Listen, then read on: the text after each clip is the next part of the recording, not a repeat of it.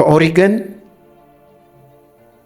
ዩኒቨርሲቲ የመጣ 2 ኮንቴነር፣ አንዱ ትጥቅ የስፖርት ትጥቅ፣ አንደኛው ደግሞ መጽሐፍ ለጎንደር ከተማና ለዩኒቨርሲቲ የመጣ ጎንደር ሳይገባ ቀርቷል። አልደብቅም፣ በህዝቤና በሀገር ከመጣብኝ እኔ በጭራሽ ኦተንቲሲቲውን ኦሪጂናሊቲውን የጠበቀ ኢንተግሪቲውን የጠበቀ ኢንተርፕሬቴሽን ስራ ሰርቻለሁ፣ አስተዋውቀዋለሁ። ሳይበረዝ ሳይከለስ የህንድን የህንድ የፖርቹጊዝን የፖርቹጊዝ የሞሪሽን ወይም የስፔንን የሞሪሽ ባይ ዘ ወይ ሞሪሽ የስፔንና የሞሮኮ ቅልቅል አርኪቴክቸራል ስታይል ነው።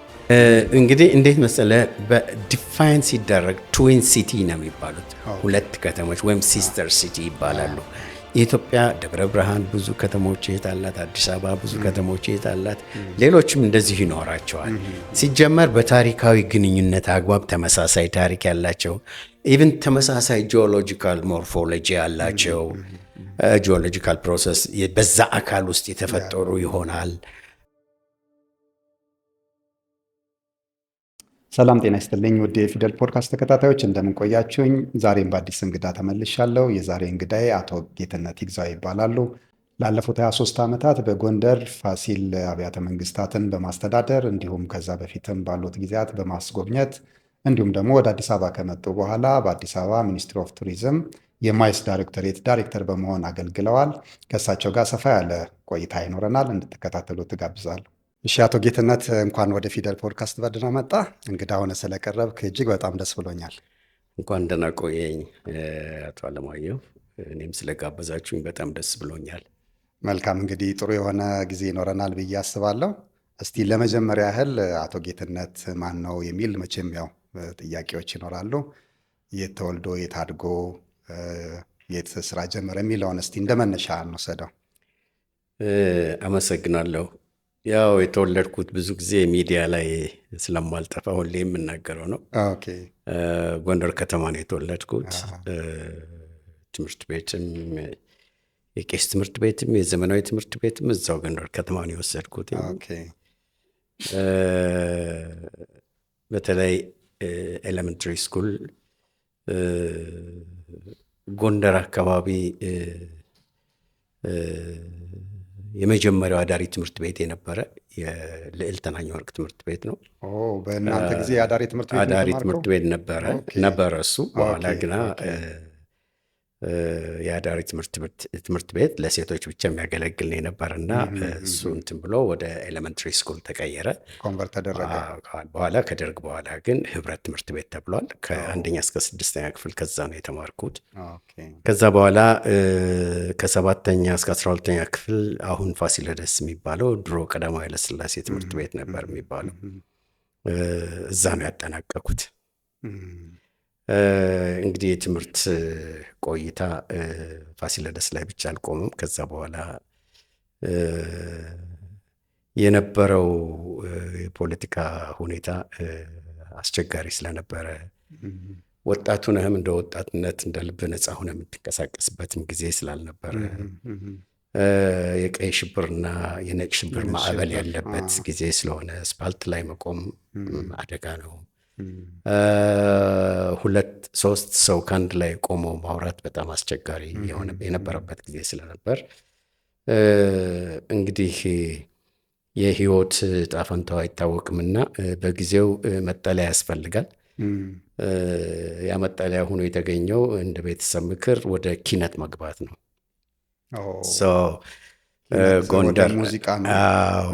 ጎንደር ከተማ 4 ከፍተኛ ነው የነበረው ያን ሰዓት። አንዱ የኛ ሰፈር ቸቸላ አካባቢ ስለሆነ የተወለድኩት በከፍተኛ 3 ስር ነው የነበረ። ቀበሌ እንኳ ብዙም አልቆየውም። ወደ ከፍተኛ 3 የኪነት ቡድን ተቀላቀልኩ እና እዛም ያው ዘፈን እችላለሁ ብዬም አይደለም፣ ድምፅም የለኝም። ነገር ግን ቆሞ ከሚያጨበጭብ ብለው ክራር ሰጡኝ። በዛ ስለማመድ ቆየው። ከዛ በኋላ ቦክስ ጊታር ለመጀመሪያ ጊዜ ጎንደር ከተማ በወጣት ኪነት መድረክ ላይ ይዤ የቆምኩት እኔ ነኝ። ነፍሱን ይማረው፣ አሁን ሞቷል። አክሊሉ ስዩም ለ15 ቀን የቦክስ ጊታር አጨዋወት ስልጠና ሰጥቶኛል፣ ፖሊስ ኦርኬስትራ። ስለዚህ እዛ ኪነት ውስጥ ቢያንስ ለአንድ 5 ዓመት አገልግያለሁ። አዎ ያ ማለት እንግዲህ ከ9ኛ ክፍል 12ኛ ጨርሼ ከዛ በኋላ 2 ዓመት ማለት ነው። ሰው ትምህርት በመሰረታዊ ትምህርቱንም እየተማርክ ኪነት ይሰራል ማለት ነው። የግድ ነው። ምክንያቱም እንደነገርኩ አስፓልት ላይ ላለመውጣት የማታደርገውም ነገር የለም። ሁለተኛ በዘመኑ የነበረው የኢሃፓ ፖለቲካ የደርግ ፖለቲካም አለ። ስለዚህ ከሁሉም ወጣት ፖለቲከኛ ነው ማለት ይቻላል። እኛም ነበርንበት በዛ ቦታ ላይ እና የግድ ሸልተር ያስፈልጋል ህይወትን ለማቆየት እና አዲስ አበባ ከተማ የሴቶች ማህበር ሊቀመንበር የነበረች ጥጎ ወልደሰንበት የምትባል ይርጋ ወልደሰንበት የሚባሉ የጓደኛ አባት አሉ። የእሳቸው እህት ነች። እሷ ነበረች የወጣት ማህበር ሊቀመንበር ስለነበረች ወደ ኪነት ያስገባችን። ምክንያቱም ሞት አለ። ከዛ ሞት ለማምለጥ ያው የእግዚአብሔር ፈቃድ ቢሆንም ወደ ኪነቱ ልገባ የቻልኩበት ምክንያት እሱ ነው። ስለዚህ እዛ አባል መሆን ያስመልጣል። ምክንያቱም አስፓልት ላይ አትገኝም። እሱ ብቻ ሳይሆን ከሞት ማምለጥ ብቻ ሳይሆን ለአንዳንድ የስራ እድሎች፣ ለትምህርት እድሎች ተሳትፎህ ወሳኝነት አለው። 12ኛ ክፍል በ1975 ዓ ም ጨረስኩ። ማትሪክ በእኛ ዘመን ጥሩ ውጤት እንኳ ብታመጣ ግን ኮምፐልሰሪ የሚባሉ ትምህርቶች አሉ። ምናልባት ደርሰህበት ይሆናል። ማቴማቲክስ፣ እንግሊዝኛ፣ አማርኛ እነሱን ኤፍ ከመጣህ 3.5 3.6 ብታመጣም ወደ ዩኒቨርሲቲ መግባት አይችልም እና እነዚህ ማንዳቶሪዎች ናቸው። ስለዚህ ማቴማቲክስ አብዛኛውን በእኛ ዘመን በነበሩ ተማሪዎች ኤፍ መጣብን። ምክንያቱም ምን እንደሆነ አልታወቅም። ስንፍናን ግን ማሳያ አልነበረም። 3.34 አምጥቼ ነው እንግዲህ ማቴማቲክስ ኤፍ የመጣው። በንዴት በማትሪክ ውጤት 3.34 አመጣ፣ ግን ማቴማቲክስ ኤፍ መጣ እና ዩኒቨርሲቲ ጆይን ማድረግ አትችልም። በሚቀጥለው አመት ከፍለ ትፈተናለህ። እሱን እድል ስጠብቅ ስኮላርሽፕ በከፍተኛ 3 በኩል መጣ። ተወዳደርኩ፣ ተመዘገብኩ። ኳስ ወዳለሁ። አይ ሪመምበር ከኳስ ሜዳው ጠዋት ላይ ትሬኒንግ ስናደርግ ጠርተው ዩኒፎርሙን የሞላሁት ወደ ቡልጋሪያ ለማስተርስ ፕሮግራም እድሉን አገኘሁ እና ወደ ቡልጋሪያ ሄድኩ። ምን ተማርክ እዛ? ከዛ ኤሌክትሪካል ኢንጂነሪንግ ነው። የጀነራል ኢቫን ቪነሮቭ በቡልጋሪያ በተለይ በሁለተኛ የዓለም ጦርነት ጊዜ ታዋቂ የነበሩ የሀገሪቱ የጦር መሪ ናቸው። የእሳቸው መታሰቢያ የኮረብስትሮኔ አይደለም፣ ኮረብስትሮኔ ያለ የመርከብ ፋብሪካ እዛ ውስጥ ነው ኤሌክትሪካል ኢንጂነሪንግ ብዙ ጊዜ ፕራክቲካሊ የምናሳልፈው የነበረ። ሀገራችን በዛ ወቅት ትልቅ ችግር ነበር፣ ድርቅ፣ ረሃብ 1977 ስለሆነ 77 የነበረው ድርቅ። አዎ እና መንፈስህ ጥሩ ስሜት አይሰማው። ምክንያቱም ልብስም ለመለመን ስንዴም ለመለመን በቴሌቪዥን የነበረውን ድርቅ እያሳዩ ነው። ራቁቱን ስጋው ያለቀ በአጥንቱ የቆመ ሰው እያሳዩ ነው። ጫናው በጣም ከባድ ነው። በአጋጣሚ እናቴ 12 ነው የወለዱ። እኔ 12ኛ የመጨረሻ ልጅ ነኝ። ብዙዎችን ቀብረዋል። አባቴም ሞተዋል። ስለዚህ ያን ሁሉ ነገር በዙሪያ ካለ አእምሮህ ላይ እረፍት የለውም እና ፈረንጆች ሆም ሲክነስ ይሉታል። እሱን ደበለብ አደረገ ጭንቅላቴ እና 3 ዓመት ከቆየ በኋላ 3 ዓመት ከ6 ከ7 ወር አካባቢ ኦትፑስክ ይሉታል ወይም እንደ ቫኬሽን እነሱ ቋንቋውን ለ8 ወር ተምረን ነው ወደ መደበኛ ትምህርት እዛ ጀነራል ኢቫን ቪነሮቭ ኤልቮይዤ ነው የሚሉት። አብዛኛውን ጊዜ ኤልቮይዤ ማለት የመርከብ ተጎታች ነው። እንደ ጋራጅ የሚገለገሉበት ነው። በየቦታው እያቆሙ እሱን ፕሮዲውስ የሚያደርግ ፋብሪካ ነው። እዛ የቀሪውን ጊዜ ተምሬ መጨረሻ እረፍት ወስጄ መጣሁ። ስመጣ እንግዲህ ከአእምሮዬ ላይ የተሳለው ነገር አልነበረም። እናቴን በደህና በሰላም ነው ያገኘው። ጎንደር ያን ሰዓት ዳቦ እንኳ ለመግዛት በሰልፍ ነው፣ ወረፋ ጠብቀ ነው፣ ካርድ ተሰጥቶ ነው። አይ ልጄ ለዛም አልበቃሁም፣ ደህና ነኝ፣ ደርሳልኛል አለችኝ። እዛ ትንሽ እንደቆየው በጭራሽ ተመልሼ አልሄድም አልክ እና ሰራተኛ ማህበራዊ ጉዳይ የጎንደር ቅርንጫፍ ጽሕፈት ቤት ስራ ስጡን ብለን ማመልከቻ አስገባን። ትምህርቱን አላጠናቀቅም? አላጠናቀቅኩትም። ኦልሞስት ለማጠናቀቅ ከዛ በኋላ 3 ዓመት መቆየት ነበረብኝ። ምክንያቱም 7 ዓመት ነው ማስተርስ ፕሮግራም። ማስተርስ ፕሮግራም ነው 7 ዓመት። 12ኛ ክፍል ነው የምትሄደው። የራሻ ማስተርስ ነው እንደዛ ነው። እና የት ስራ አገኙልኝ? አሰብ ሪፋይነሪ፣ የኢትዮጵያ የነዳጅ ማጣሪያ አሰብ ላይ ያለ፣ እዛ መሄድ የምትፈልግ ከሆነ ባቀረብከው የትምህርት መረጃ መሰረት። ምክንያቱም 12ኛ ክፍል ስንጨርስም የሜታል ወርክ ተማሪ ነው የነበርኩት። ያው ሃይ ስኩል ላይ ከተግባራዊ ጋር እኩል የሆነ ዲፕሎማ ይሰጠዋል እና ከ8ኛ እስከ 12ኛ ክፍል 8 እና 9ን 4 ትማራለህ። 4 ሳብጀክቶች፣ የእንጨት ስራ፣ የብረት ስራ፣ ኤሌክትሪሲቲ እና ድሮይንግ ኮመን ነው። ሜታል ወርክ እና ድሮይንግ ያው መጨረሻ ላይ 4ቱን ተምረህ 2ቱን 11 እና 12 እሱን ነው የምትወስደው እና ዲፕሎማ ይሰጠዋል። ስለዚህ ከዛ ጋር ከቴክኒክ ጋር የተያያዘ ፍላጎቱም ስለነበረ ወደዛ ሄዳሉኝ። ወደ አሰብ መሄድ አልፈለግኩም። ለምን መጣው? ከዛ በኋላ እናቴን ጥዬ ደግሞ በዛን ሰዓት ከዛ ሌላ ስራ ማፈላለግ ጀመርኩ። በአጋጣሚ ሆኖ የኢትዮጵያ ቴሌኮሙኒኬሽን ኤር ትራፊክነት ማስታወቂያ አናውንስ አደረጉ። በኤሌክትሪሲቲ የተማረ የሚል ነው። ያለኝን ያልጨረስኩትንም የሃይስኩሉንም ዶክሜንት አቅርቤ ተወዳደርኩ፣ አለፍኩ። ምንድን ነው ስራው? ኤር ትራፊክ ይሉታል እነሱ። ቴሌኮሙኒኬሽን ኤር ትራፊኪንግ አለ፣ እንደ ሲቪል አቪዬሽን ኤር ትራፊኪንግ። ይቅርታ። እና መጨረሻ ላይ ድሮ ቴሌኮሙኒኬሽን ሰራተኛ ሲቀጥር ቅርንጫፍ ጽሕፈት ቤቶች ጨርሰው ከአስገባ አይሰሩም። ከዋናው መስሪያ ቤት ጋር እየተላላኩ ነው እና 6 ወር ሚኒመም 6 ወር ሊፈጅብህ ይችላል ምናምን አሉኝ።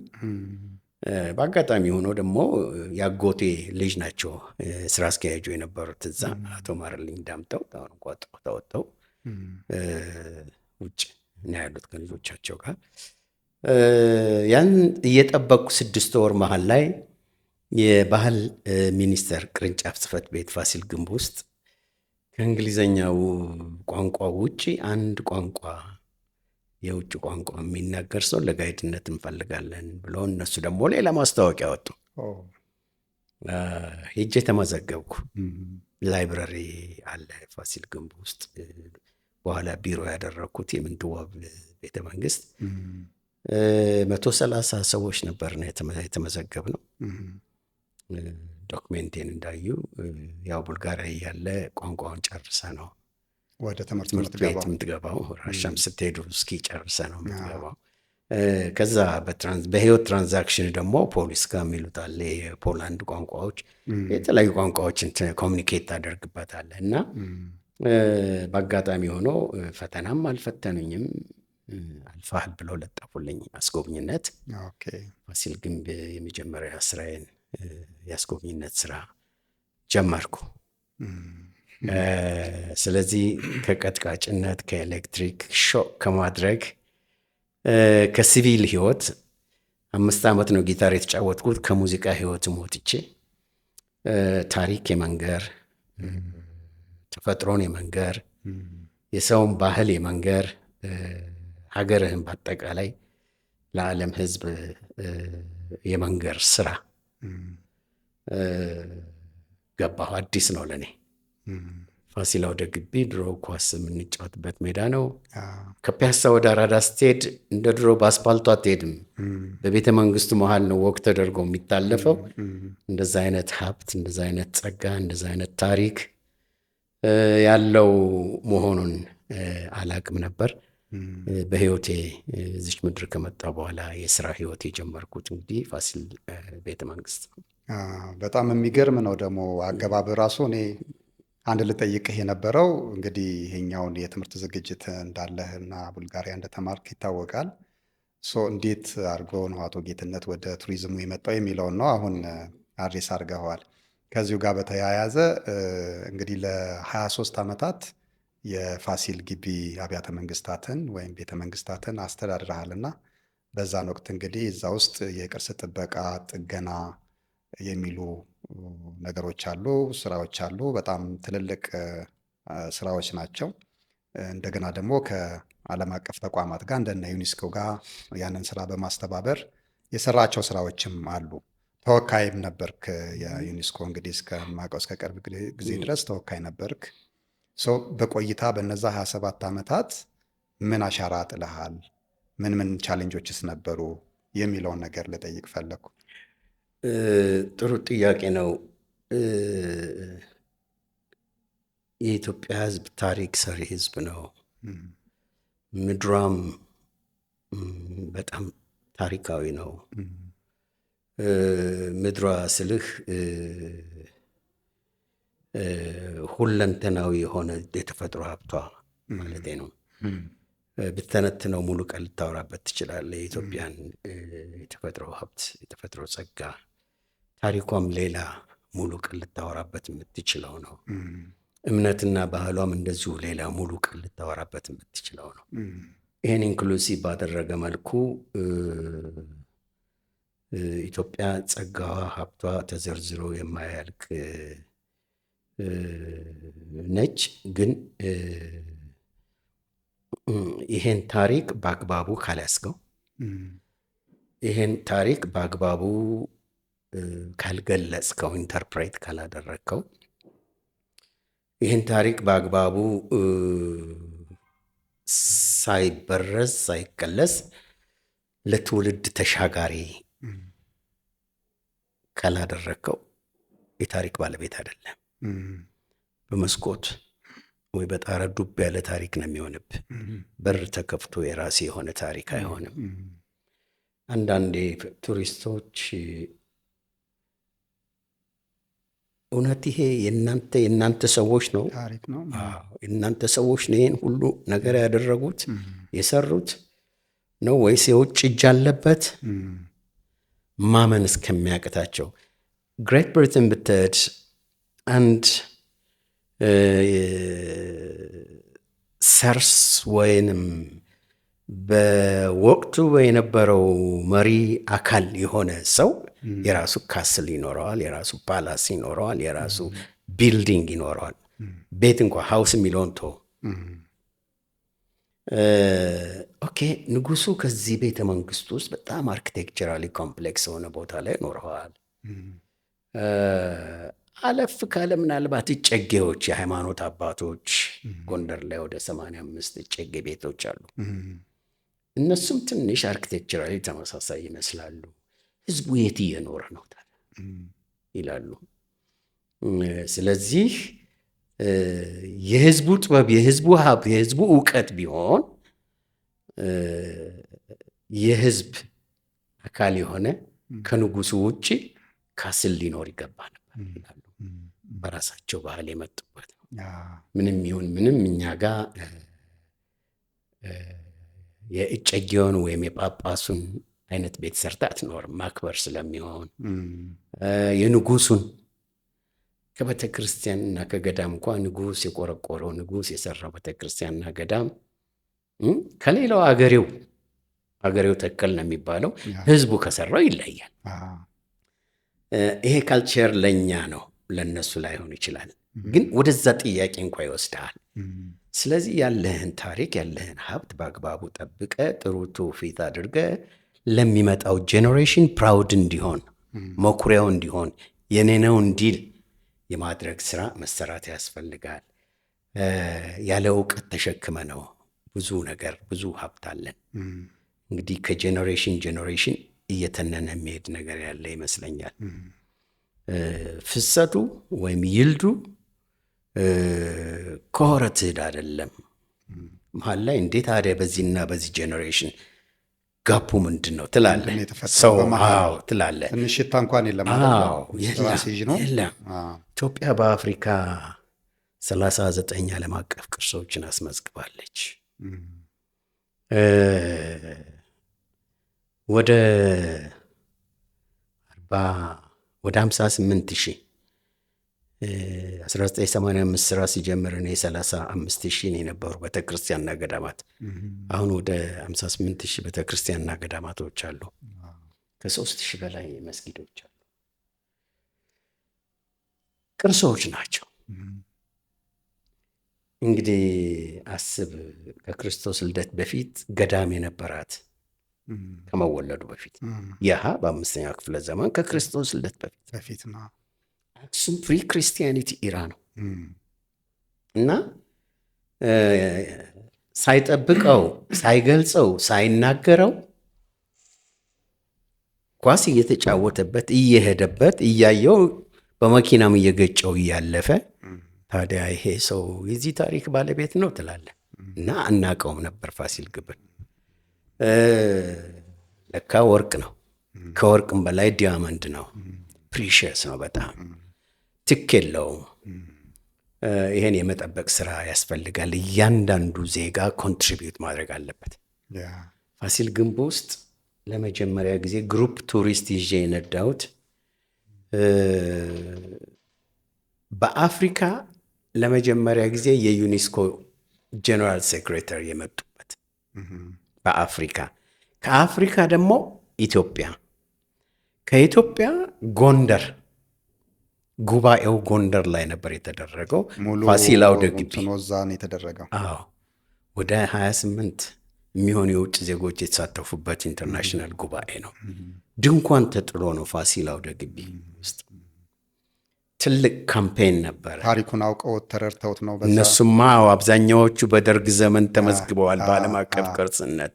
አሟልተውት እኮ አይደለም፣ እንዳይጠፉ እንዲጠበቁ ታስቦ ነው። ሁሉም 1970ዎቹ የተመዘገቡ ናቸው።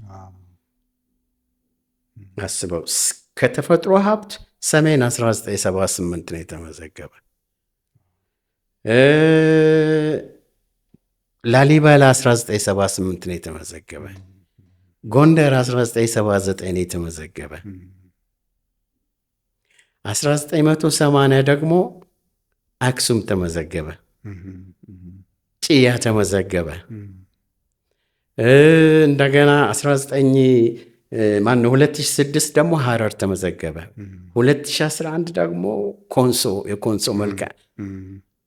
ምክንያቱም ፖለቲካ ሲቹዌሽኑ ያን ሰዓት የማይፈለግ የሶሻሊዝም ፕሪንስፕል የሚከተል መንግስት ስለነበረ የደርግ ዘመን። እነዛ ደግሞ አውሮፓውያን ናቸው። ሚስተር ፌዴሪኮ ማዮር ይባላሉ፣ የዩኔስኮ ዳይሬክተር ጀነራል ያን ሰዓት።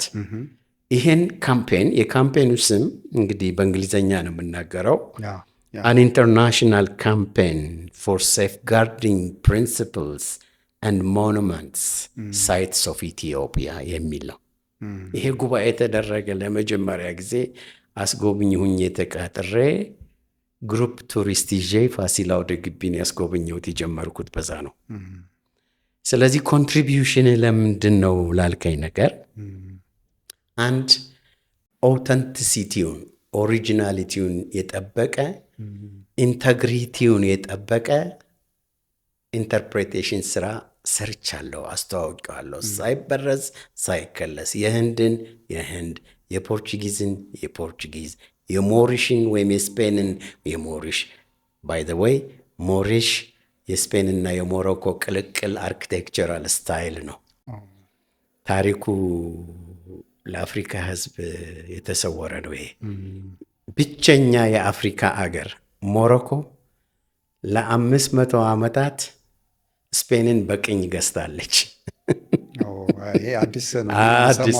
ያን ሰዓት የተፈጠረ በሁለቱ በሞሮኮና በስፔኖች የተፈጠረ ሰው ሞሪሽ ይባላል። በዛ የቅኝ ግዛቱ በዛ ዘመን የተፈጠሩ ትውልዶች ከሁለቱም ዜጋ ፈራ ማለት ነው። ሞሪሽ የሚባል ዜጋ ፈርቷል እና በማሶነሪ ጎበዞች ናቸው። የሞሪሽ አርኪቴክቸር ስታይል ይባላል። የጎንደር አብያተ መንግስታት የሞሪሽ ስታይል አለበት። ምክንያቱም በአፄ ፋሲል አባት ዘመን በንጉሥ ሲሲኒዮስ ወይም በአፄ ሲሲኒዮስ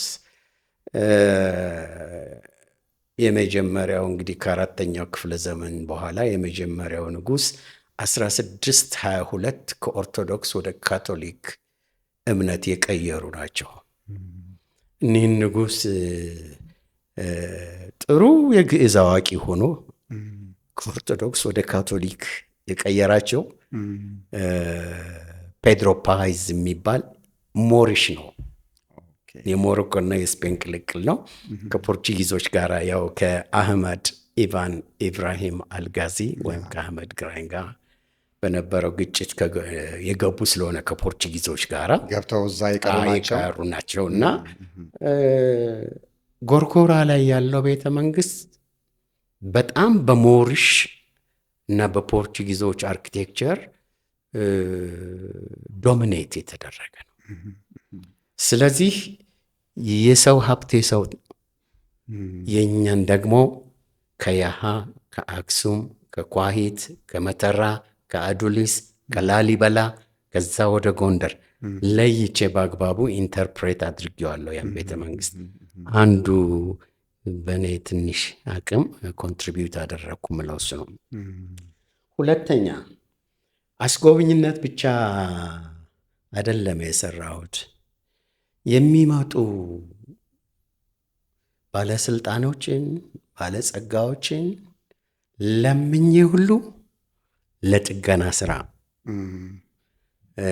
አስተዋጽኦአቸውን እንዲያደርጉ የተፈጠረውን ሁሉ አጋጣሚ ተጠቅሜያለሁ።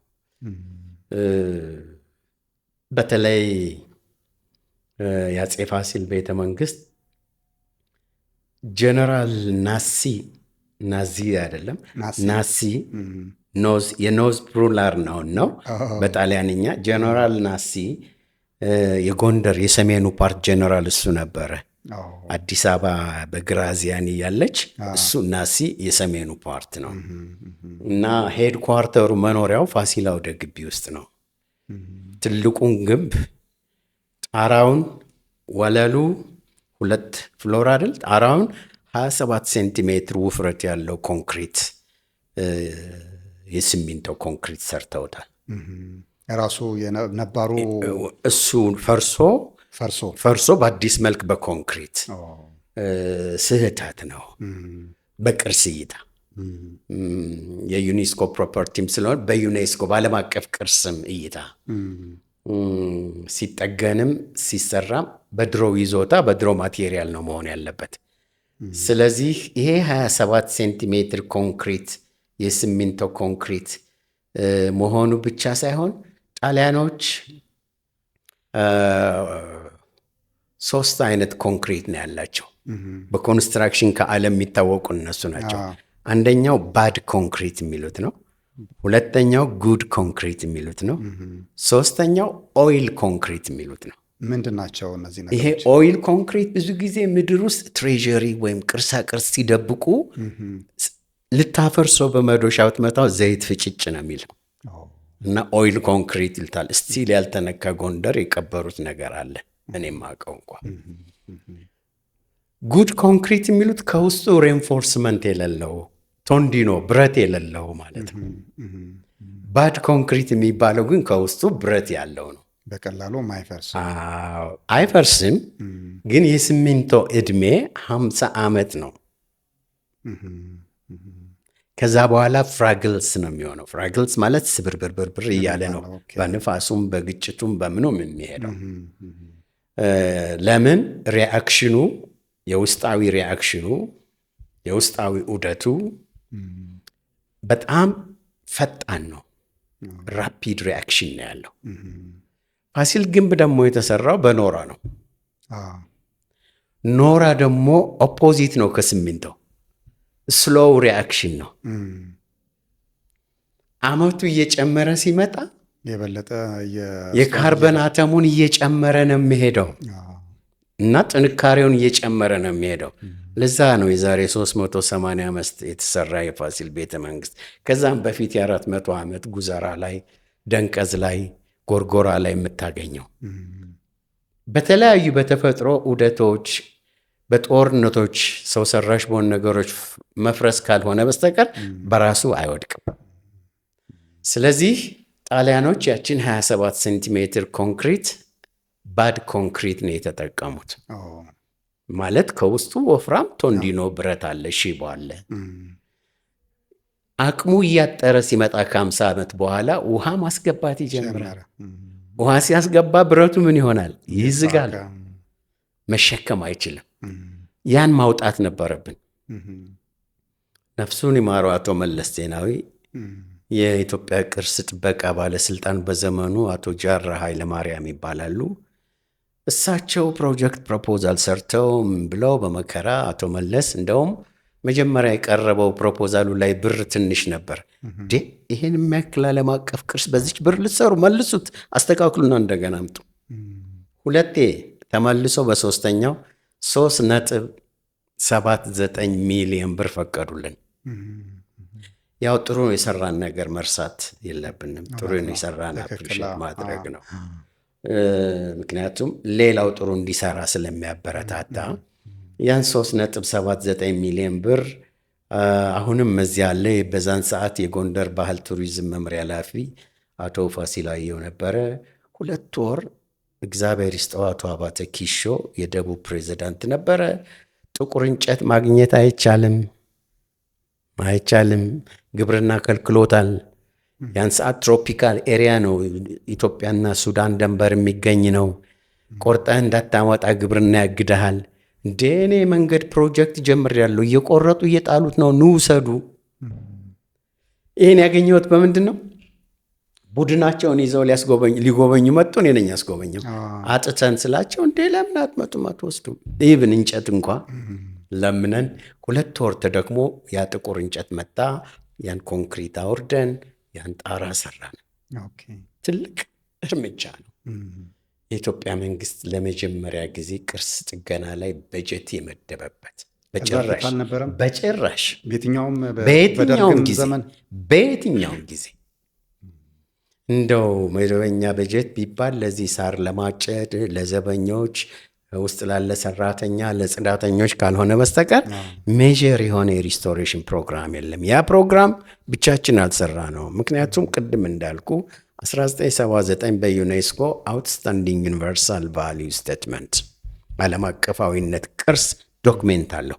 ያን ዶክሜንት ጠብቀህ 30 አርቲክል ነው የዩኔስኮ ኮንቬንሽን። እሱን ኢንተርፕሬት ማድረጊያ ጋይድላይን አለ ወደ 800 ፔጅ አካባቢ። እሱን ጠብቀህ ነው መጠገን። አለበለዛ የአሁን ዘመን ስራ ነው፣ የድሮ አይደለም። ዩኔስኮ የተቋቋመው እኮ የሰው ልጅ መብት ለመጠበቅ ነው። ያ ደግሞ ግብረ ህንፃ የሰው ልጅ የጭንቅላት ውጤት ነው፣ የሰው ልጅ መብት ነው። ሁሉም አንደር ዩኤን ወይም ዩናይትድ ኔሽን የተቋቋሙ ድርጅቶች በሙሉ የሰው ልጅ መብት ለማስከበር ነው። ስለዚህ ጋሊያ አስትሪል የሚባሉ የዩኔስኮ ኤክስፐርቶች ባሉበት ነው በየ3 ወሩ ኢቫሉዌት እየተደረገ ያንን ኮንክሪት ምክንያቱም መጨረሻ ላይ ሪኮግኒሽን ይሰጥሃል። አለበለዚያ እንዳንጀል ሊስት ውስጥ ያስገባብሃል። ያንን ነገር ጠግነን በዩኔስኮ ተመስግነን ለዛ ኮንትሪቢዩት አድርጌያለሁ የበኩሌን ብዬ አስባለሁ። ከዛ በኋላ የአፄ በካፋ የግብር አዳራሽ አለ። እሱንም የጃፓን ኤምባሲ አምባሳደር ፈንድ አላቸው ሁሉም ኤምባሲዎች። ባለፈው ስናገር ሰምተው ከሆነ ያችን የአምባሳደር ፈንድ ተጠቅሜ ሳፖርተር ታወር አሁን እዛው የፋሲል አብያተ መንግስታት እዛ ውስጥ ያለው አንደኛው የእቴጌ ምንትዋብ ባለቤት ነበሩ አፄ በካፋ ወይም መሲህ ሰገድ በካፋ። የእሳቸውንም ሳፖርተር ታወር እንደዚሁ ሰርተናል። ከዛ መጨረሻው ደግሞ 8 ወር የፈጀ ስራ የሰራሁት ጎንደርና የፈረንሳይ ቫንሰንት የምትባል ከተማ እህትማማች አድርጌያለሁ። እህታማች በማድረጌ 12 ሚሊዮን ብር አግኝቼ ነበረ። በዛ 12 ሚሊዮን ብር በደርግ ሰዓት ቶርች የሚገረፉበት የነበረ የራስ ስዑል ሚካኤል መኖሪያ ቤት ነበር፣ ቤተ መንግስት። እሱን ወደ ሙዚየምነት በ4 ኮምፖነንት ኮንሰርቬሽን፣ ሪስቶሬሽን፣ ኢንተርፕሬቴሽን እና የሚውዚየም ዴቨሎፕመንት ብለን እሱንም እንደዚሁ ለመስራት ችያለሁ። ስለዚህ በበኩሌ በቆየሁበት በዛ የስራ ዘመኔ ከዛ በኋላም የዓለም አቀፉ ቅርስ አስተዳዳሪ ሆኜና የዩኔስኮ ፎካል ፐርሰን ሆኜ በሰራሁበት ጊዜ ያገኘሁትን ሁሉ ሰፊ አጋጣሚ ቢወራ በጣም ረዥም ሰዓት የሚፈጅ ተግባራትን የማይቆጭኝ ስራ ሰርቻለሁ እዛ ኤሪያ ላይ እና ትንሽ ኮንትሪቢዩት አድርጌያለሁ ብዬ አስባለሁ። በጣም ትልቅ ነጥብ ነው ያነሳው። በዛው እንደውም አንተ ነካ አድርገዋል ጠይቄ የነበረው እንግዲህ አንዱ የጠቀስከው ነው ከሰራቸው ስራዎች ጎንደርን ከዓለም አቀፍ እህት ከተሞች ጋር ትብብር በማድረግ የሰራቸው ስራዎች አሉ። አሁን ቅድም ጠቅሰዋል፣ ግን እንደው ምን ውጤት አስገኝቷል በጥቅሉ በዛ ስራ ሂደት ውስጥ? በጣም ጥሩ ነው። ጎንደር ወደ 6 የሚሆኑ ከተሞች እህት ከተሞች አሏት። አንደኛዋ የኔዋ ከተማ ቨንሰንት ነች። የፈረንሳይ ጥንታዊ ከተማ ነች። ኦልሞስት የ3 ሰዓት ድራይቭ ነው ከፓሪስ። ጃፓን ኦዳ የምትባል በሹሜን ጠቅላይ ግዛት ስር ያለች የጎንደር እህት ከተማ ነች። በጣም ታሪካዊ ግንኙነት አላቸው። ምክንያቱም ፖርቹጊዞች ጃፓን ነበሩ፣ ፖርቹጊዞች ጎንደር ላይም ነበሩ። በዚህ ትንሽ ሂስቶሪካል ሊንኬጅ አለ ተብሎ ይታሰባል።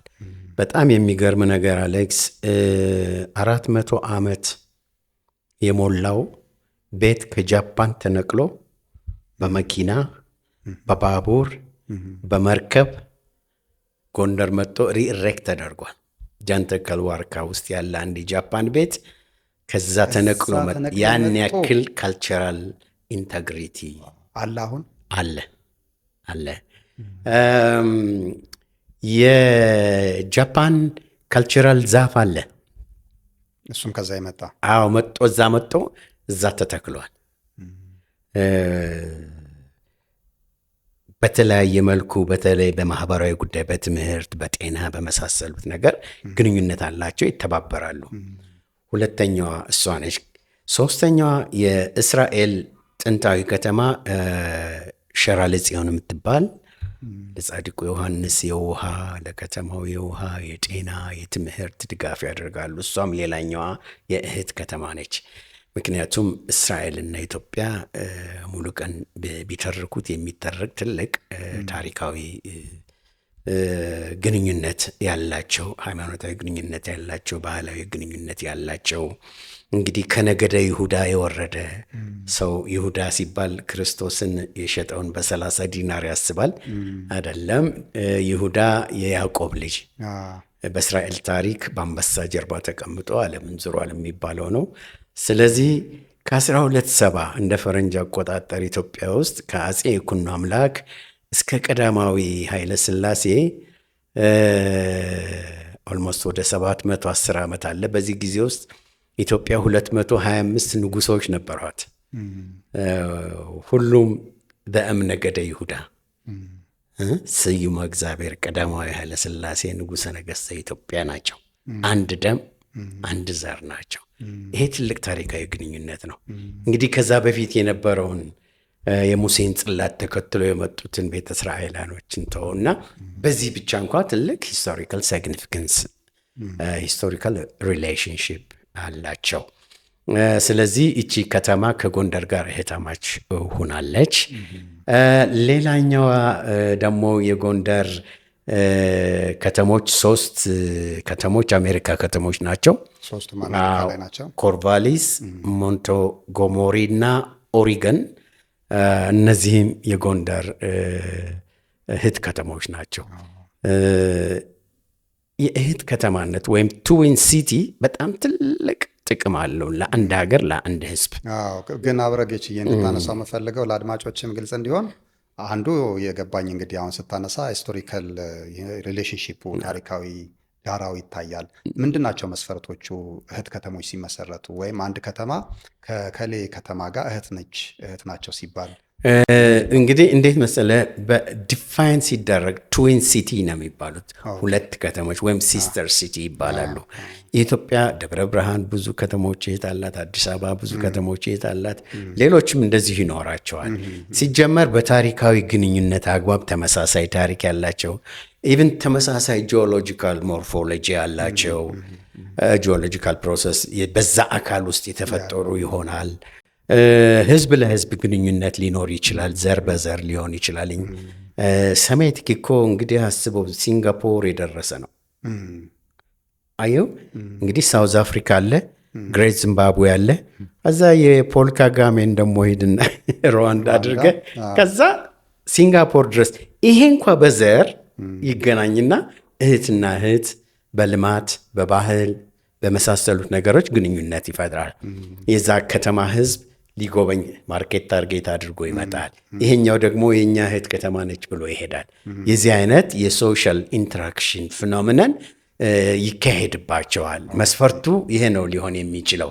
ወደ ጥቅሞቹ እያነሳ ነው። አዎ። ስለዚህ ስድስቱ እነዚህ የጎንደር እህት ከተሞች ናቸው።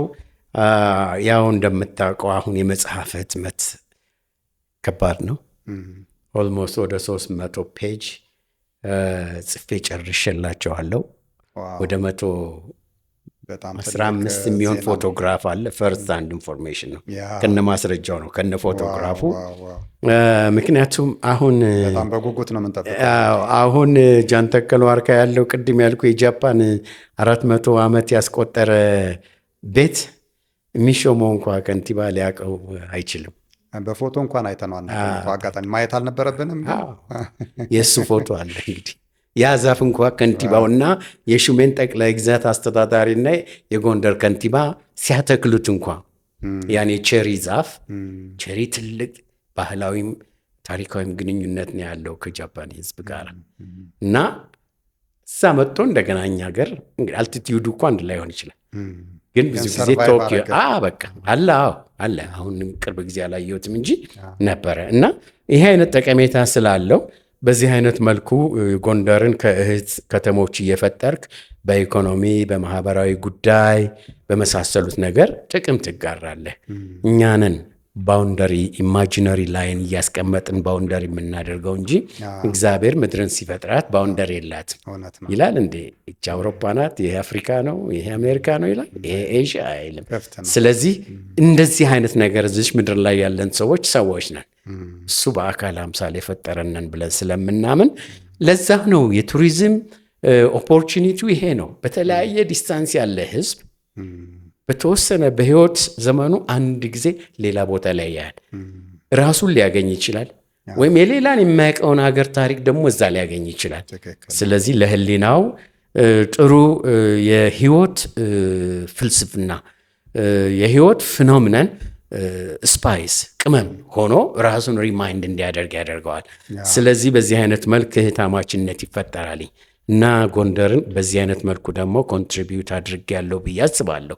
የተወሰኑትን ትልቅ ነገር ነው። ሌላው ከአንተ ጋር የሚነሳው በአስጎብኝነት ወደኋላ ልመልስ እና ያው እንግዲህ የፋሲል አብያተ መንግስታትን ማስተዳደር ከመጀመር በፊት እንግዲህ በማስጎብኘቱም ሰፊ የሆነ ታሪክ እንዳለ ይጠቀሳል እና በሌሎች አስጎብኚዎች በ20 እና በ30 ደቂቃ ተጎብኝቶ የሚያልቁ ሳይቶችን አቶ ጌትነት በጣም ኤክስተንድድ የሆነ የጋይዲንግ ሰርቪስ ነው የሚሰጠው።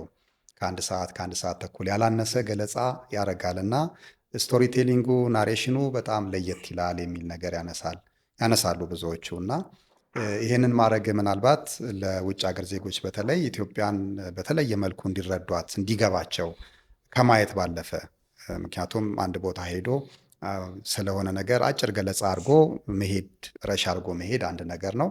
በሌላ በኩል እንዲሰርጽ አድርጎ ናሬት ማድረጉ በተለይ ሁለት ነገር ይታየኛል። አንድ ለሀገራችን የጋይዲንግ ሰርቪስ እንደ ስታንዳርድ ሊታይ ይችላል። በሌላ በኩል ደግሞ እንዳልኩ እንዳይረሳ ብዙ ኤክስፒሪየንስ እንዲያደርጉት እድሉን ይከፍታል እና አንደኛ ከየት የመጣ ነው ይሄ ነገር፣ ሁለተኛ ያስጎበኛቸው ሰዎች ጋር የሚፈጠረው ስሜት ምን ይመስላል የሚለውን እንድታጫውተን። በጣም ጥሩ። የአስጎብኝነት ዘመኑ እውነት ለመናገር ህይወትን እኔን በተለይ ህይወቴን የቀየረ ከሰው ጋር የተፈጠረ ግንኙነት ነው ብዬ አስባለሁ። የቱሪዝም ሰው ኢን ጀነራል ኔቨር ሴ አይ ዶንት ነው አላቅም አይልም። ቀጥቃጭ ነኝ፣ ኤሌክትሪሻን ነኝ ምናምን ብዬ እኔ እኮ የኔ ሙያ አይደለም ብዬ አልተውኩትም። ስገባ ሰራዋለሁ ብዬ ነው የገባው። ስለዚህ አላቅም ማለት አይቻልም። ቆይ እስቲ ሪፈር አድርጌ መጥቼ ልናገር ግን ይቻላል፣ ማስታወሻና እስክሪብቶ ተይዞ። ስለዚህ ያችን ጥቅስ ለማሟላት የግድ ማንበብ አለብህ። አይኔን ጨርሻለሁ ጓደኞቼ ጋር ሁኜ ብዬ ብናገር መዋሸት አይመስለኝም። ኢትዮጵያ ሰፊ ነች። ቅድም መግቢያ ላይ ለመናገር እንደሞከርኩት በጣም ዳይቨርሲፋይ ያደረገ የጂኦሎጂካል ፕሮሰስ ውጤቶች ሪዛልቶች የሚታዩባት ነች። ረዥም ጊዜ አሁን የምታየው የኤርታሌ ፍንዳታ ከዚህ በፊት በተለያዩ የውጭ ሚዲያዎች ከቢቢሲ ጋር፣ ከዶች ቬሌ ጋር፣ ከቪኦኤ ጋር፣ ከዲኤስቲቪ ጋር፣ በዲስከቨሪ ቻናል ብዙዎቹን ነገሮች ተናግሬያቸዋለሁ። ዩ ኔቨር ነው የዚህ አይነት ውጤት ያለው ምድር ግን አልተፈጠረም። ኢትዮጵያ እንግዲህ ከፕሪ ከምቤሪያ ጀምራ እስከ ቴሪሸሪ ከቴሪሸሪም አልፋ አሁን ላይ ከማዕከል ወደ ደቡብ፣ ደቡብ ምዕራብ፣ ደቡብ ምስራቅ እንደገና ወደ ሰሜን፣ ሰሜን ምዕራብ፣ ሰሜን ምስራቅ ላይ ኢራ ኦፍ ኳትሪነሪ ከሁለት ለይቷታል ኢትዮጵያ። ወይም ደግሞ አራተኛው የጂኦሎጂካል ፕሮሰስ። አሁን የምንጠብቀው አምስተኛው የጂኦሎጂካል ፕሮሰስ ነው። ያው እንደምታየው በሚዲያ ላይ ከሁለት አፍሪካን የሚከፍላል። ቅርብ ጊዜ እንግዲህ የዛሬ 12,000 ዓመት ነው ኢራ ኦፍ ኳትሪነሪ የነበረው። ስለዚህ ጂኦግራፊካል ፖይንት ኦፍ ቪውን እንኳን ዘርዝረህ አትገልጸው አሌክስ። እኛ የዛ ውጤቶች ነን። በዚህ ጂኦሎጂካል ፕሮሰስ ምክንያት ኢትዮጵያ 1985 ተራራዎች አላት። 1985 ተራራ ስልህ የተራራ መስፈርት ከ300 ሜትር አባብ ሲ ሌቨል፣ ያ ማለት ደናክል ዲፕረስ አካባቢ ተራራ አለህ ማለት ነው። ከነዚህ 1985 ተራራዎች 25 ተራራዎች ከ4000 ሜትር ከፍታ በላይ ነው። ደጋ እዚች ምድር ላይ 25 ተራራ ከ4000 ሜትር ከፍታ በላይ እዚች ምድር ላይ የለም። ወቀሳ አይሆንብኝ። ይህን ደጋ ይዘህ ከግብፅ የተመረተ አፕል 6ቱን በ500 ብር ትገዛለህ ሱፐር ማርኬት፣ ለዛውም ኦርጋኒክ ያልሆነ። ኢትዮጵያ 1.102 ሚሊዮን ኪሎ ሜትር ስኩዌር መሬት ስፋት አላት።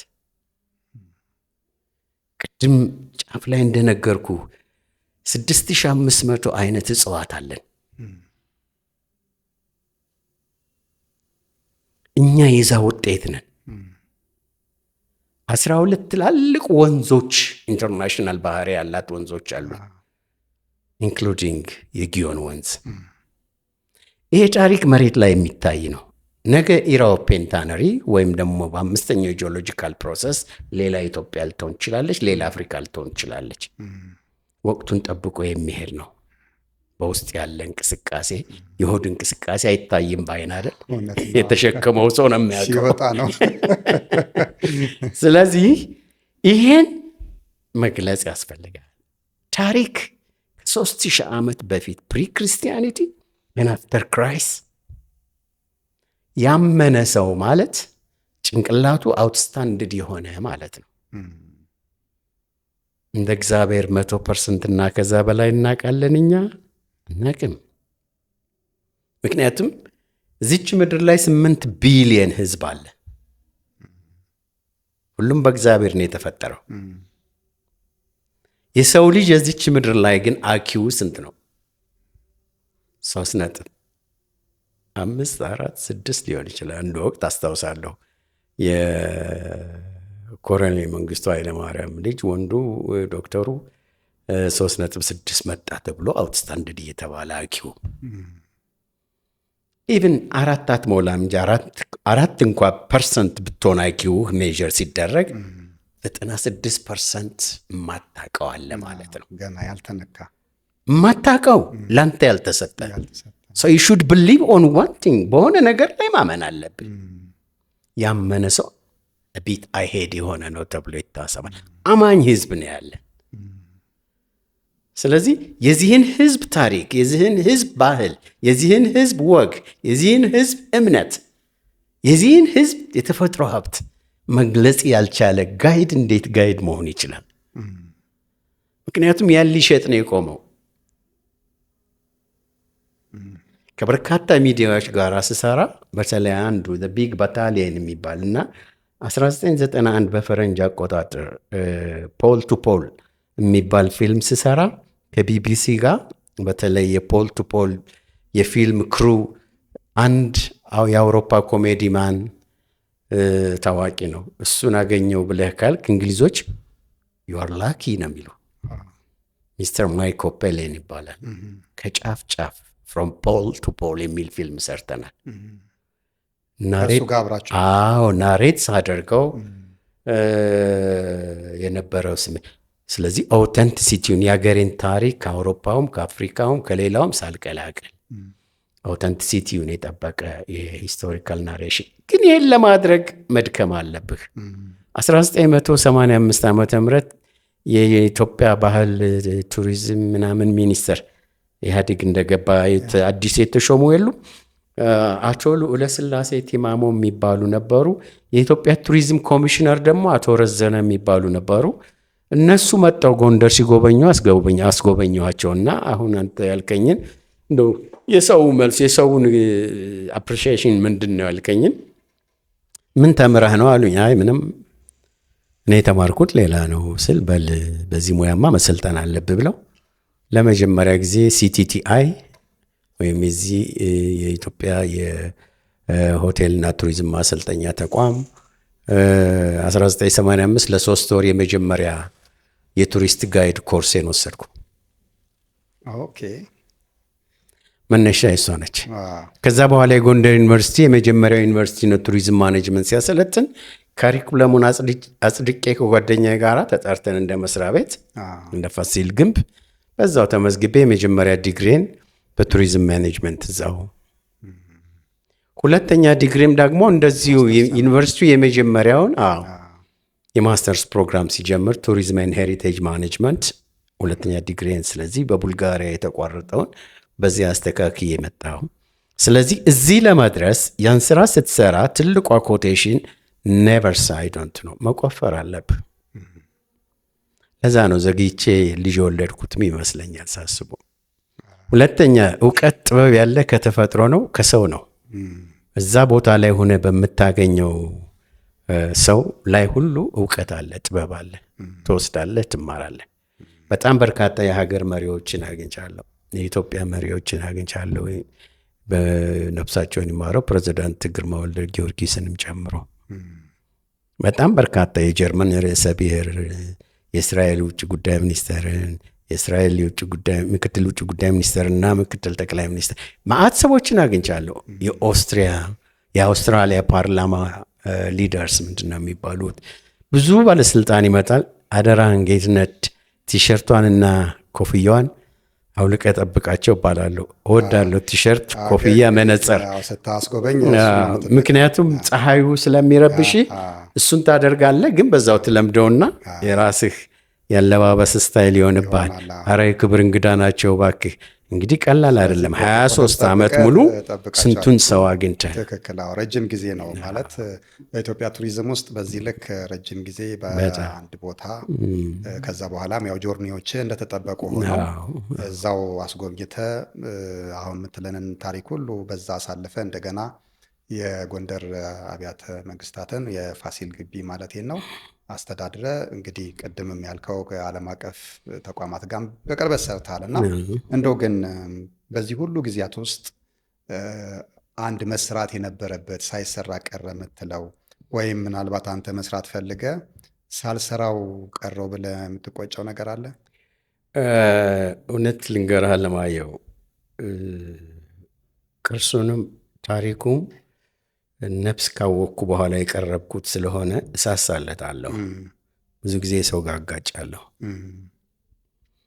ያን የሚነካ ከሆነ ለዛ ተብሎ የመጣን ብር የሚበላ ሰው ከሆነ ለዛ ተብሎ የመጣን ንብረት የሚጠቀም ከሆነ ለዛ ተብሎ የመጣን መኪና የሚወስድ ከሆነ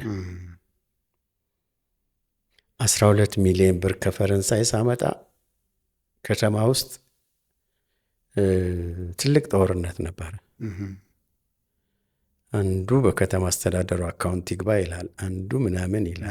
ከዛ በኋላ 4 ነው 5 ፕሮጀክት ቀርቷል። እኔ ወደ አዲስ አበባ በመምጣቴ ነው ጌትነት ከሌለ ሪሊዝ አናደርግም ብለው ትተውታል። 10 ሰዎች ስም ዝርዝራቸው ተዘርዝሮ እንዲገደሉ ተወስኖ ነበረ። 4 ስኳድ ተዘጋጅቶ። ምኖች ናቸው ስኳዶች? ገዳዮች። ምን አጥፍተው ነው? አንደኛው እኔ ነኝ በእውነት። ምክንያቱም ይሄን 12 ሚሊዮን ብር አላስበላልኩኝ። መበላት አለበት። ከሸራ ለጽዮን ከእስራኤል ለጻድቁ ዮሐንስ ለውሃ መስመር ለተማሪዎች ምናምን የመጣውን በሙሉ ከኦሪገን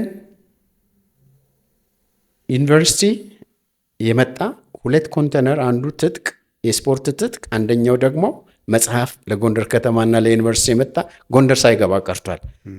አልደብቅም፣ በህዝቤና በሀገር ከመጣብኝ እኔ በጭራሽ። የታለ መጧል፣ ደውለውልኛል፣ የታለ አናቅም። እንደምንዘፍንላት አይደለችም አይደለ ኢትዮጵያ።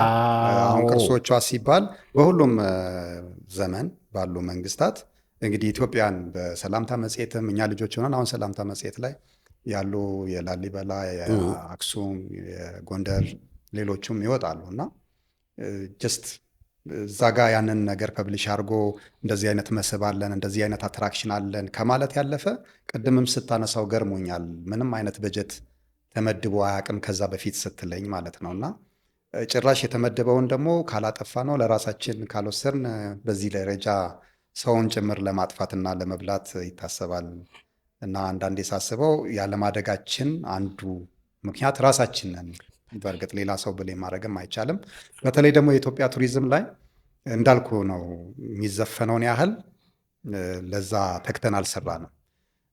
በጣም ብዙ ሀብት ነው ያለን፣ በጣም ብዙ አትራክሽን ነው ያለን። ግን አሁን ነው እንደውም ትንሽ ትኩረት እየተሰጠ ያለው እና ያሳዝናል። ሌስ የሆነ ቦታ ነው የሚሰጠው፣ ትንሽ የሆነ ትኩረት ነው የሚሰጠው። ሌላው ቀርቶ እኮ አሁን ነው ባለሙያ መመደብ የጀመረው። የፖለቲካ ሹመት ነበር አይደለ? አንዳንዴ ኮታ ማሟያም ጭምር ነው እና ባለሙያውም ትኩረት ያገኘው ሴክተሩም ትኩረት ያገኘው አሁን ነው። ጀምሬ ስለነበር ልጨርስልህና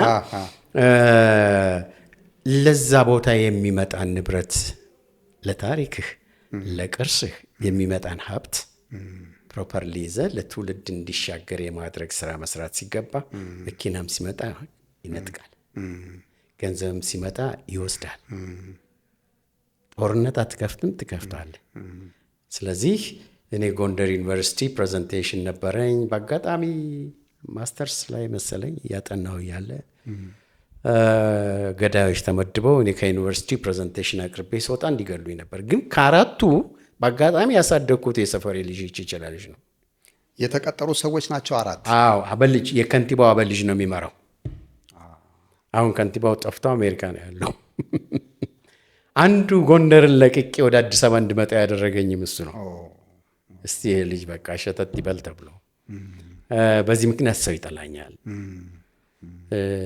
ላደርግ ፈልጌ አስቤ የአቅም ውስንነት ካልሆነ በስተቀር ሳላደርግ ቀረው ምለው ነገር የለም። አንድ የሚቆጨኝ ግን አለ። የአውሮፓ ህብረት ፕሮጀክት ነበረ። ይሄ የአውሮፓ ህብረት ፕሮጀክት አሁንም እዚያ አሉ፣ ትልቅ ሰው ናቸው። የአውሮፓ ህብረት ኤክስፐርት አለን ሴንሴሮ ይባላሉ። እሳቸው ጋር ሆነን እየሰራን ነበር ለጎንደር ጉዳይ እና ብሩ ጥሩ ብር ነው። እኔ በቀጥታ ብር ካለ ለቅርሱ ለቱሪዝሙ ነው የማስበው እና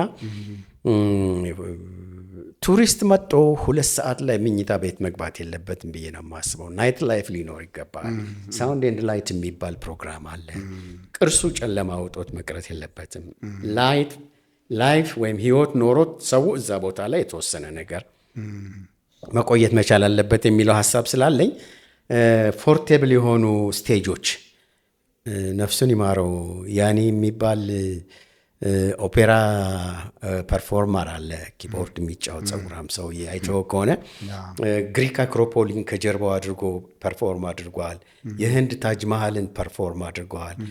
ፒራሚዱን ፐርፎርም አድርጓል። እዛ ላይ የጣሊያን ኮላዚየም ፐርፎርም አድርጓል። እና ጎንደር ለምን ነው የማይኖረው የሚል እልህ ነበረኝ እና እሱ ጋር ኮሚኒኬት አደረግኩ እና ግን ስቴጅ መኖር አለበት። እሱ በዞረበት ሁሉ አውሮፓ ነቅሎ ነው የሚከተለው። ያን የሚያስተናግድ ሆቴል እና አኮሞዴሽን ያን የሚያስተናግድ ስቴጅ መኖር አለበት እና 2 ፖርቴብል ስቴጆች ፍሌክሲብል የሆኑ ፖርቴብል የሆኑ የሚገጣጠሙ የዛ ፕሮጀክት አካል አድርጌ እኔ ወደ አዲስ አበባ በመምጣቴ ያ ፕሮጀክት ተግባራዊ ሳይሆን ቀረ። ብሩ መጣ፣ ነገር ግን ብሩ እኔ አልነበርኩም። በአጋጣሚ ሆኖ ለፋሲል ከነማ አውቶቡስ ገዙ፣ ለፋሲለደስ ኪነት አውቶቡስ ገዙ። በቃ ሚስዩዝ ተደረገ። ይሄ ነገር ትንሽ ቢቆይ ኖሮ አትሊስት ያንን ብር ቦታ ታስዘው ነበር የሚል ነገር አለ። ስለዚህ የሚቆጨኝ ይሄ ካልሆነ በስተቀር ላደርግ ፈልጌ የማደርገውን ነገር ሳላደርግ እንቅልፍ አይመጣኝም። ቱ ቴል ዩ ፍራንክሊ 23 ዓመት እዛ ቦታ ስሰራ አንድም ቀን የዓመት ረፍት ወስጄ አላውቅም። አንድ ቀን ስለየው ጠፍቶ ማገኘው ነው የሚመስለኝ። ስቲል ነው ደውለው እንዴት ነው እንደዚህ ሆነ ይሉኛል አይደል? አልቆጥብም። አፍህን ዝጋ ከዚህ በኋላ እየተባልኩ ነው ዝም የምለው እና በቅርስ ጉዳይ አልደራደርም። ጥበቡ በለጠ ይለኛል። እኔ እኮ ጌትዬ ይላልኝ። ምክንያቱም ከጥበቡ ጋር አንድ ጊዜ ጎንደር ዘ ካሜሌት ኦፍ አፍሪካ የአፍሪካ ቀዳማዊ ስልጣኔ የሚል ፊልም ሰርተናልኝ። ሲሪየስ ፕሮግራም ሆኖ አዲስ አበባም ሲታይ ነበር። እኔ 2005 ስመጣ ፕሮግራሙ በአዲስ አበባ ቴሌቪዥን እየታየ ነበር። እዛ ቦታ ላይ የሚሆነው ሁሉ ነገር የኔ ነው ብዬ ነው የማስበው። ወደዚህ ከመጣ በኋላ ለረዥም ጊዜ መንፈሴም አእምሮዬም ስጋዬ ብቻ ነው እዚህ የነበረው። ምክንያቱም ሌላ ስራ ላቅማ ስራ ህይወት ሲጀምር እዛው ጀመርኩ። የዛሬ 13 ዓመት ማለት ነው ኦልሞስት ለቅቄ ስመጣ ነው ወደ አዲስ አበባ። እንደውም 3 ዓመት አትቆይም ተመልሰን የምትመጣ እያለኝ ነበር አቶ አያሌው ጎበዜ።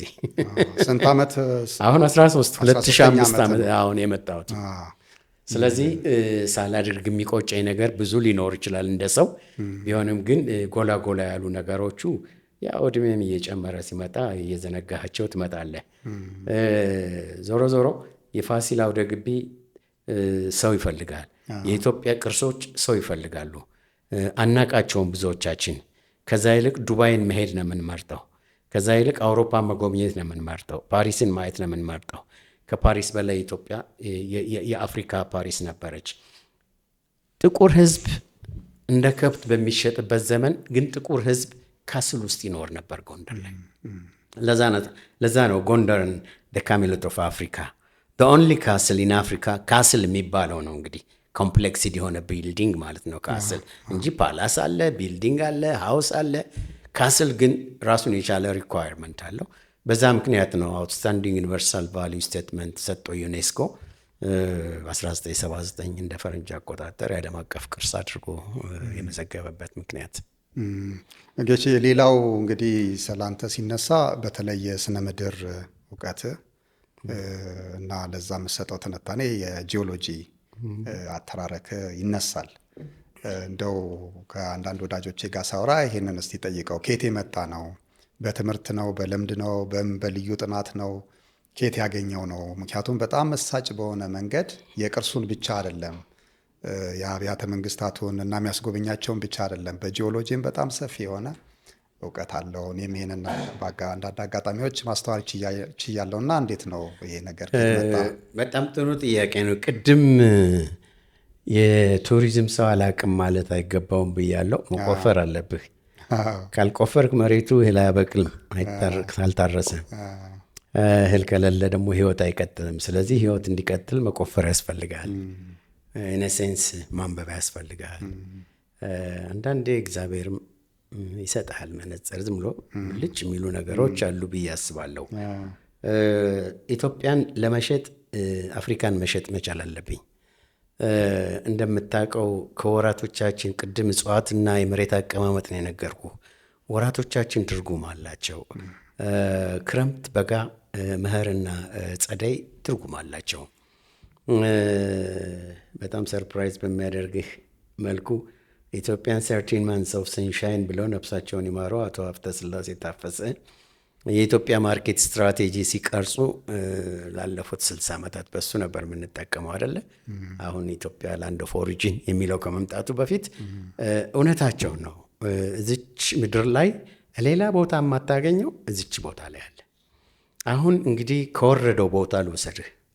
የወረደው ቦታ ማን ነው ብትለኝ የደናክል ዲፕረስ ነው።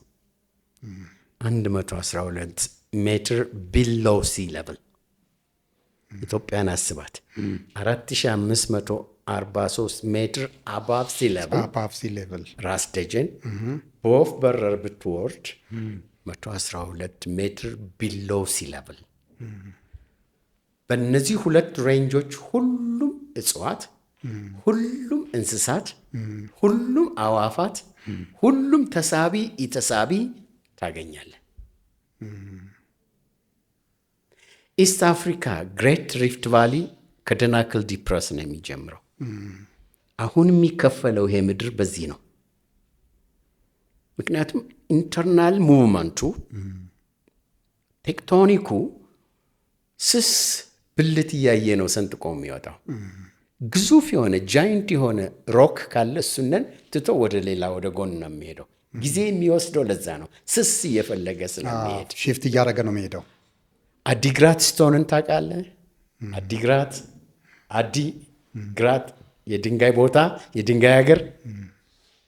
የአዲግራት ስቶን በጂኦሎጂካል ፕሮሰስ ትልቁ ቲክነስ አዲግራት ላይ ነው ያለ። ትንሿ ቲክነስ ምስራቅ ሀረር ላይ ነው ያለው። በእነዚህ ጉዞ ሲያደርግ ያ ጂኦሎጂካል ፕሮሰስ ደካማ ቦታ እያየ ነው የሚወጣው። ስለዚህ የኢስት አፍሪካን ግሬት ሪፍት ቫሊ ደናክል ዲፕረስ ይጀምርና ኤክስተንድ የሚያደርገው የት እንደሆን ታውቃለህ? ጆርዳን ድረስ ነው። አሁን በቀደሙ ፍንዳታ አሸዋው ህንድ ደረሰ፣ ሰና የመን ደረሰ፣ ብዙ የአረብ ሀገሮችንም አካሏል። የውስጡ አቅም ነው። በአንድ ወቅት በሴኖዞይክ ሰዓት ይመስለኛል ነው በሜሶዞይክ እና ቴሪሼሪ አካባቢ የህፃን ሽንት ነበር የምትመስለው እኮ ቀይ ባህር። ፊልሙ አለ፣ ዶክሜንተሪ ፊልሙ የጂኦሎጂካል ፕሮሰስ ይህን ያክል ስፋት ያገኘው ያን ጊዜ ነው። ስለዚህ አሁን የሚመጣው ብዙ መሬትን ውሃ ውስጥ የሚያስገባ ነው የሚሆነው። ወደ ቱሪዝም ፕሮዳክትነት ከቀየርከው ረዥም ሰዓት የሚያስወራ ነው የሚሆነው። ይሄ ግን የጂኦሎጂካል ፕሮሰሱን ብቻ የምናወራ ከሆነ አስብ። 1300 ኪሎ ሜትር ቼን ኦፍ ማውንቴን ያለባት ሀገር የለችም። 1300 ኪሎ ሜትር የኢትዮጵያ ቼን ማውንቴን ቲግሪያን ፕላቱ ላይ ነው የሚጀምረው። ቲግሪያን ፕላቱ ከሰሜን ማውንቴን ጀርባ ነው። ከዛ ጀምሮ ዊዝ ኖ ኤኒ ብሬኪንግ ምንም አይነት ነገር ሳይቆጣጥረው ሳይቆርጠው ደብረ ሊባኖስ ድረስ ነው የሚደርሰው። ውድ ተመልካቾቻችን እንግዲህ ክፍል 1 ይህንን ይመስል ነበረ። ክፍል 2ን በቀጣይ ሳምንት ይዤላችሁ ቀርባለሁ። እስከዛው መልካም ጊዜ ይሆንላችሁ። አመሰግናለሁ።